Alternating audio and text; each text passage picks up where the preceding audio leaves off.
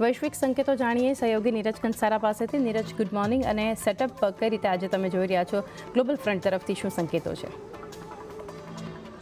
જી જુઓ, આપણે છેલ્લા કેટલા દિવસથી જ્યારે વાતો કરી રહ્યા હતા ત્યારે ડાઓની અંદર સતત તેજીની એક વાત કરી રહ્યા હતા. હવે આજે ડાઓની અંદરની તેજી પર આપણને બ્રેક લાગતા જોવા મળી છે. ગઈકાલે ડાઓ આપણને એક સામાન્ય ઘટાડા સાથે ખાસ કરીને બંધ થતો જોવા મળ્યો. S&P 500માં પણ ગઈકાલે આપણને થોડો ઘટાડા સાથેનો જ કારોબાર જોવા મળ્યો. એક માત્ર નાસ્ડેક એવું સેક્ટર રહ્યું કે જ્યાં આગળ આપણને થોડોક માઇલ્ડલી એક વધારા તરફીનો કારોબાર ગઈકાલે ખાસ કરીને દેખાયો હતો.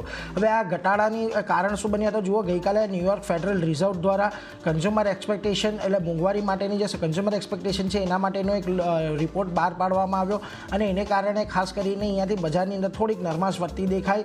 અને આ જે રિઝલ્ટ આવ્યા, આ જે રિપોર્ટ બહાર પાડ્યો એને લઈને અહીંયાથી થોડીક આપણને ચિંતા થતી જોવા મળી. હવે ખાસ કરીને આજે અહીંયાથી ખાસ કરીને પ્રોડ્યુસર પ્રાઇસ ઇન્ડેક્સના આંકડા આવવાના છે. આવતીકાલે કન્ઝ્યુમર પ્રાઇસ ઇન્ડેક્સના આંકડા આવવાના છે. એટલે હોલસેલ મોંઘવારી અને રિટેલ મોંઘવારી આજના અને આવતીકાલના દિવસમાં અમેરિકાની અંદર જાહેર થવાની છે. એ પહેલાં અહીંયાથી બજાર થોડાક આપણને ચિંતામાં રહેતા જોવા મળ્યા.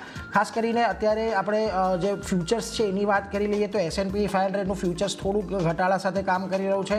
ડાઓ જોન્સ અને નાસ્ડેક ત્રણે ફ્યુચર્સની અંદર અત્યારે આપણને થોડાક દબાણના સંકેતો જ આજના દિવસમાં મળી રહ્યા છે. હવે આ બધાની વચ્ચે ગઈકાલે જુઓ, એક ગેમસ્ટોપ્સનો શેર હતો, લગભગ 74% જેટલો આપણને વધતો દેખાયો છે. એટલે એના પર એક ખાસ ધ્યાન રાખજો. અને હવે જેમ કહ્યું, PPI અને CPIના આંકડા આજે અને આવતીકાલે આવવાના છે. એટલે એના પર પણ બજારની એક નજર રહેવાની છે. હવે આ બધાની વચ્ચે આજના એશિયાના બજારો પર પણ એક વખત નજર કરી લો, કારણ કે અહીંયા પણ આપણને થોડોક મિશ્ર કારોબાર દેખાઈ રહ્યો છે. ખાસ કરીને નિક્કેઈ તો આજના દિવસમાં પોઝિટિવિટી દર્શાવી રહ્યો છે. માત્ર શાંઘાઈમાં આજે થોડોક ઘટાડો છે. હેંગસેંગ થોડોક પોઝિટિવિટી સાથે આપણને આજે કામકાજ કરતો દેખાઈ રહ્યો છે. બીજી તરફ કોરિયાના બજારો થોડાક દબાણ સાથેના છે, પરંતુ તાઇવાન અને સ્ટ્રેટ ટાઇમ્સ જે છે સિંગાપોરના બજારો, ત્યાં આપણને આજના દિવસમાં ખાસ કરીને તેજી જોવા મળી રહી છે.